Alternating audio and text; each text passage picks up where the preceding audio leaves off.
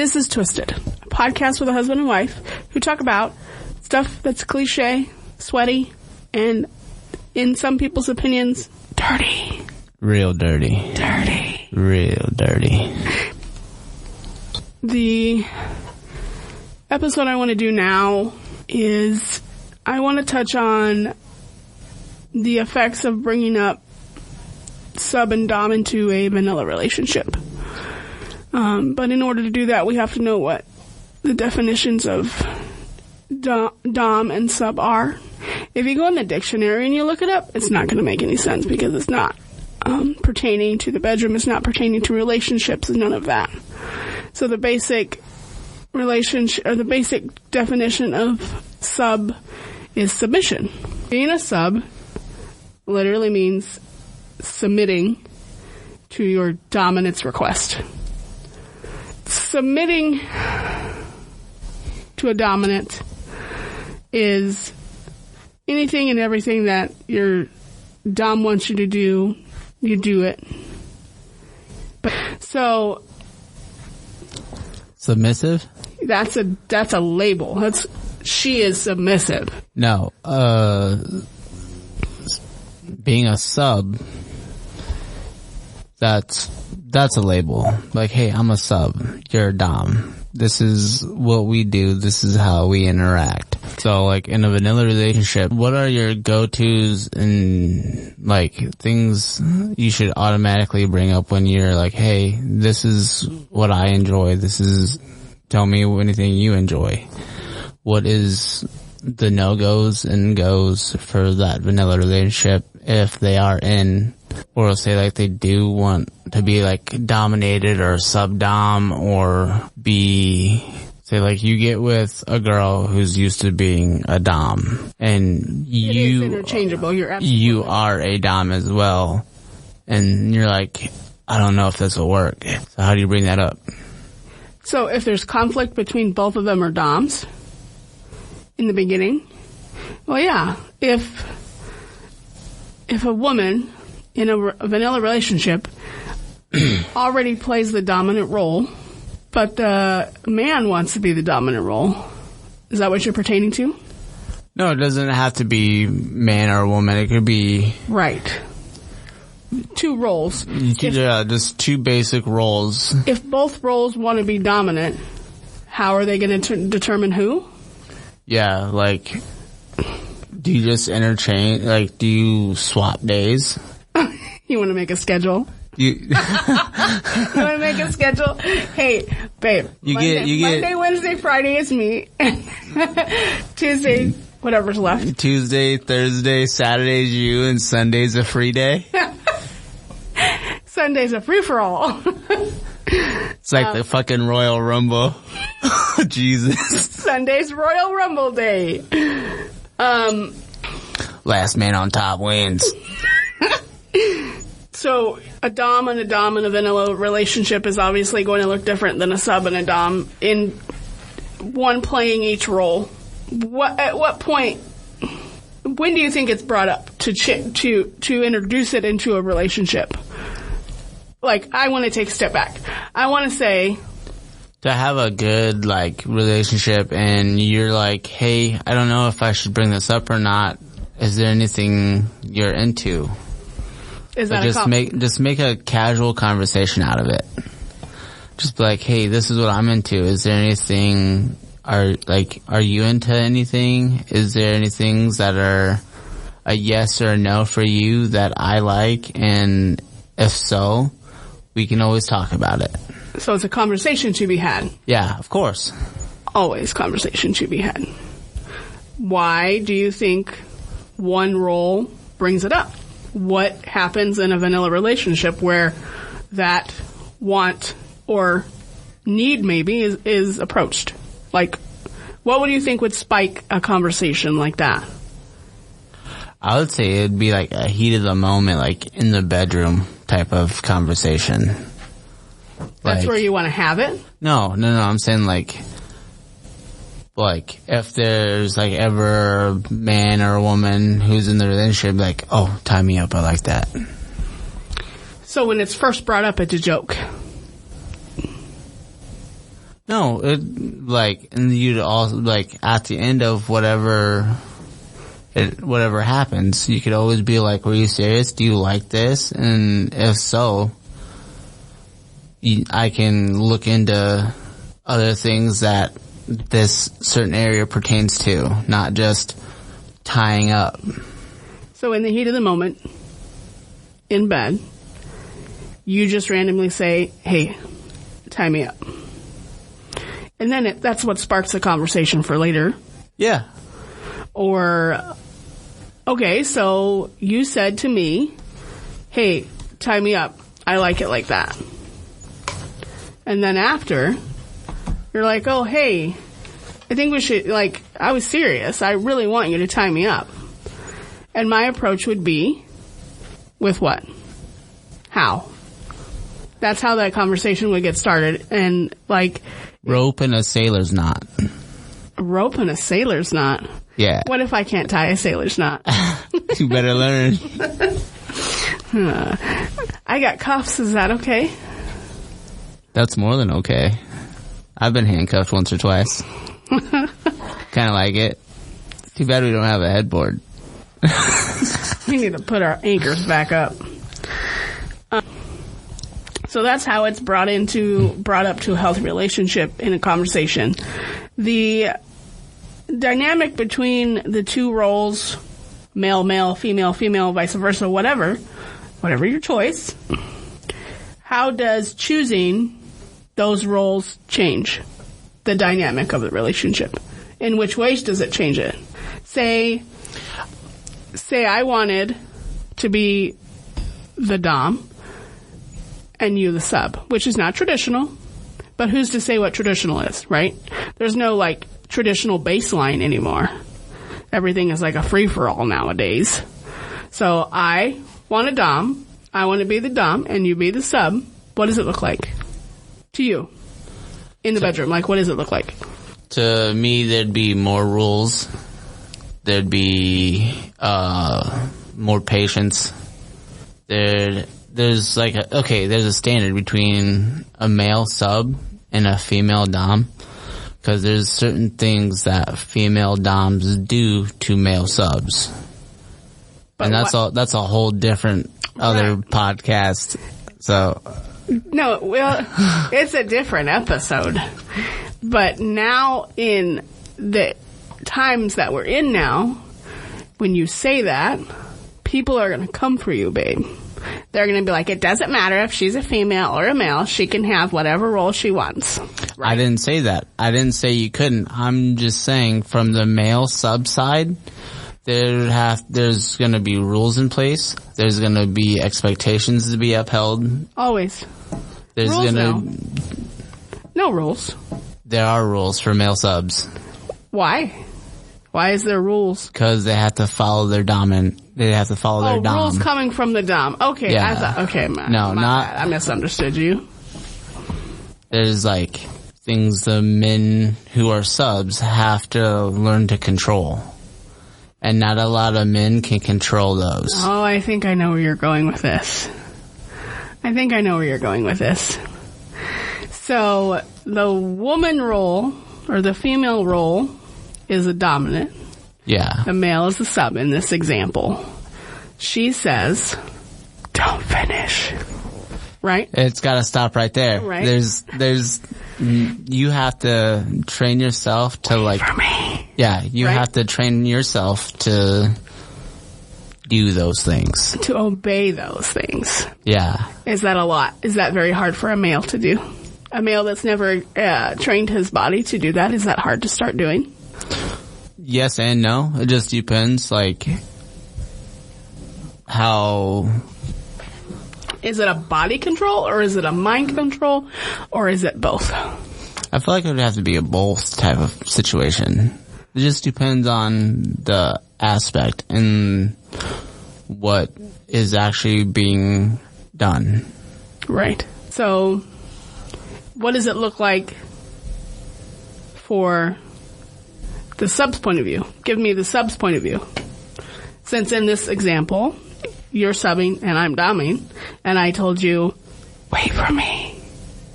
Don't finish.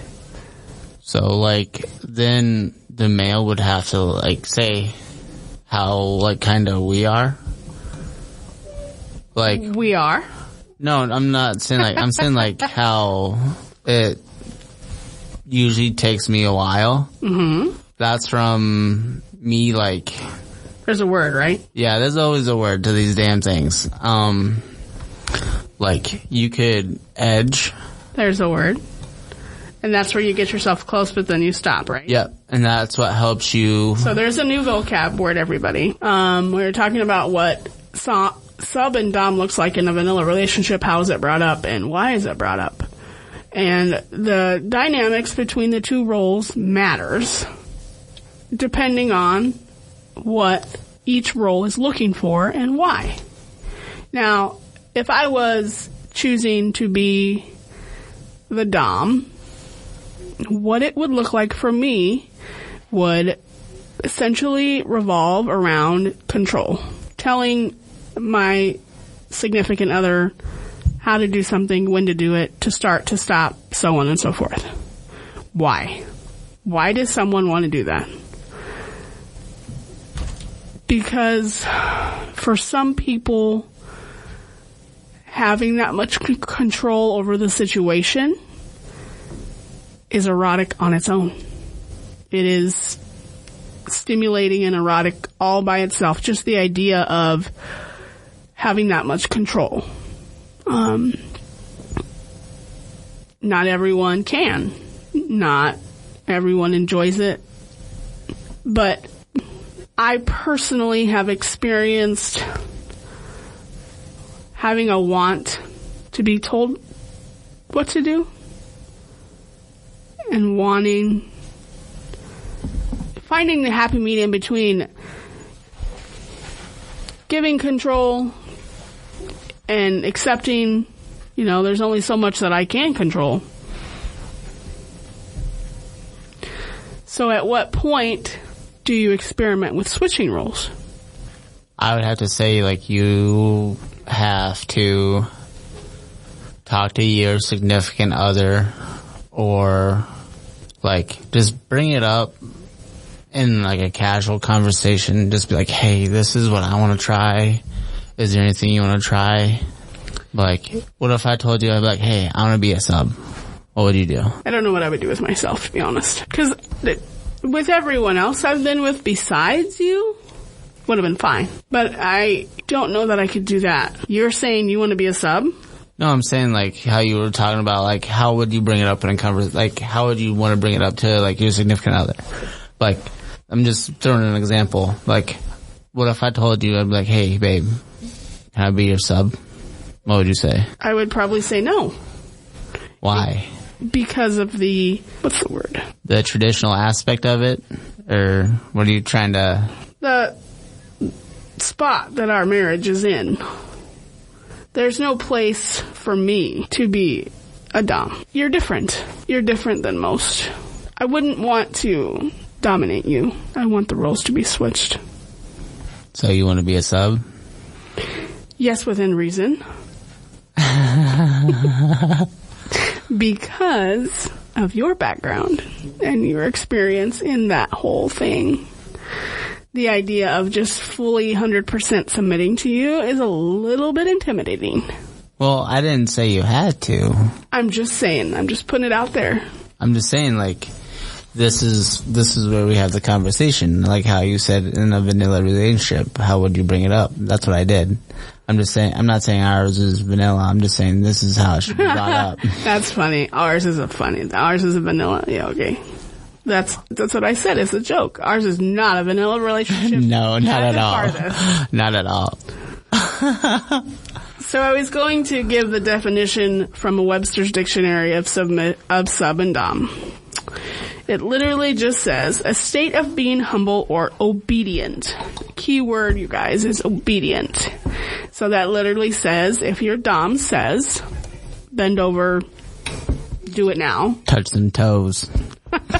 You do it. If your dom says, wear this outfit, you wear it.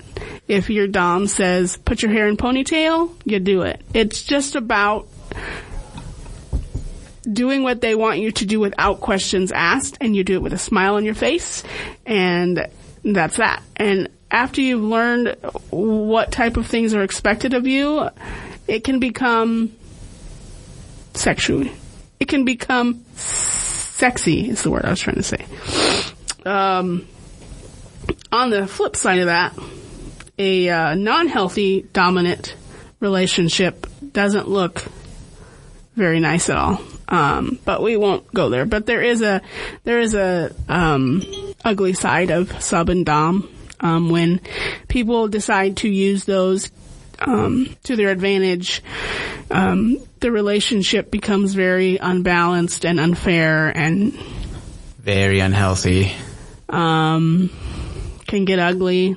So it's all about conversations, healthy conversations, and knowing what you want and knowing what you can do and what you're able to provide and give to the relationship.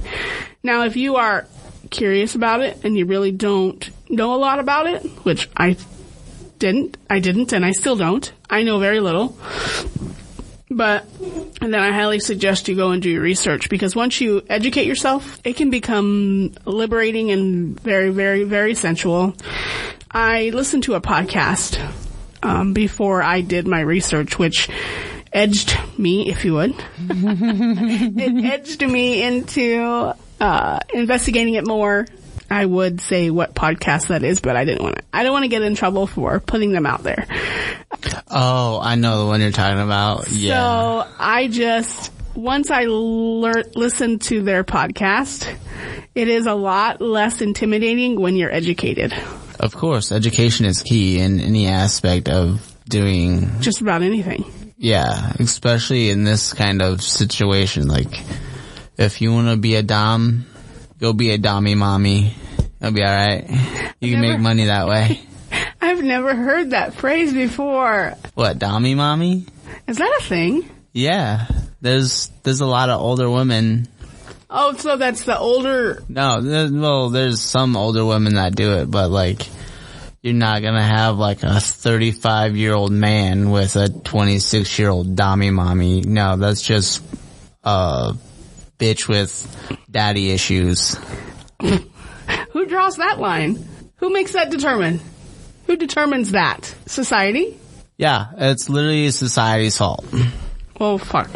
And movies and shit like that. Like, being a dom and a submissive is not what it is.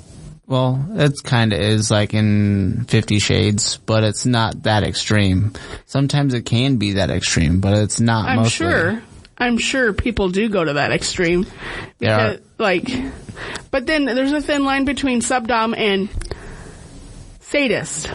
Well, yeah, we're not gonna dive into that right now. Sadism is not. That'll be another episode.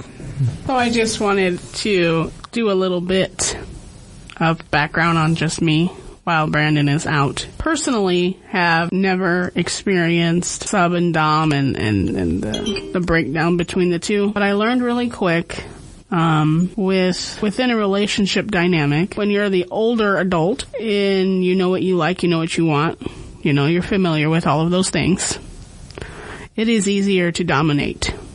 It comes naturally to dominate as long as your significant other is comfortable submitting, honestly. And sometimes you'll run into people that, I can't submit to you. I can't do it. But then you'll have, yes, please tell me what to do. Tell me what to do to make you happy, to please you, to, like, there are so many different avenues that this whole podcast could take. And I'm not trying to say that I am educated more than most, because I'm not. I'm just trying to make it easier for people to express. Hi, babe. Did you have a nice little trip? Yeah. Cool. I'm just trying to make it not so intimidating to bring up topics like this. It shouldn't be at all. I want to make a place where people can ask others questions involving said topic. right? And not just that topic, though. Many topics. Right. I want to make a broad community, if you would, about people asking questions, people who have more background and education in it, and know more about it, that live the lifestyles on a daily, like the specific podcast that I'm talking about. This couple lives sub and dom life 100% all the time. They're really my inspiration on making a podcast, because they're just they're just a plain old married couple with kids who had a desire to put this education out there in the world, and they did, and now it blows my mind though that they started off and then they just blew up. Yeah, so who's to say that we can't blow up like them? And they are on they're everywhere. They're literally on YouTube, Patreon, sometimes. Which I want to investigate Patreon. I think I understand the concept, but I'm not really sure. I'm thinking it's more of a subscription-based platform. It is. I'm also going to start putting live recordings of our podcast, now that we got this figured out in this free space, on a YouTube channel, to try to get it out there even more. So it could go in between mine and yours. We could do a little bit on both. What, your YouTube? Yeah. If you want. So now that you've sat with us and talked for us for almost 28 minutes now. Woohoo, 28 minutes. Do you feel any differently about the subject at hand? At ham. I like ham. Ham, I'm hungry. I know, I can tell. How do you feel about it? Interested in it? No? I know it took me a while to open up my mind and to visit the topic. When you're at a place in your relationship, this is before I was even married, where stuff in the bedroom is just mundane and boring, you tend to try to find avenues to excite stuff in the bedroom again. Because having a boring sex life in a relationship will ruin a relationship in a marriage. Having spice in the bedroom is necessary. And I don't care who you talk to. You can ask Dr. Laura even. Who's that? Don't ask. You can ask all these well-known... Dr. Laura's an OG. He's a gangster, let me tell you. You could ask pretty much any married couple that has time under their belt, under more than 10 years. They will tell you that if you don't fix the sex in your marriage, it's just gonna fall apart. It's downhill. And it takes effort on both parts. So again, I challenge you to open up your mind and think about what you want and how you're going to get to what you want. And what does it look like when you present it to your partner? Yes, it's going to be intimidating, and yes, it's going to be a little uncomfortable. But so was seeing each other naked, and you did that. Maybe we'll dig a little deeper in this topic. You guys, like I said before, in order for this to be helpful for everybody, we have to talk to each other. We have to talk. We have to communicate. We have to not be intimidated. There's no more cliche. It's going to get awkward.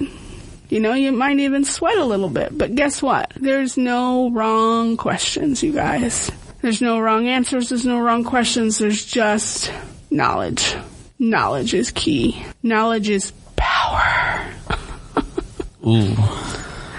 All right, y'all. I'm seriously out. Bye.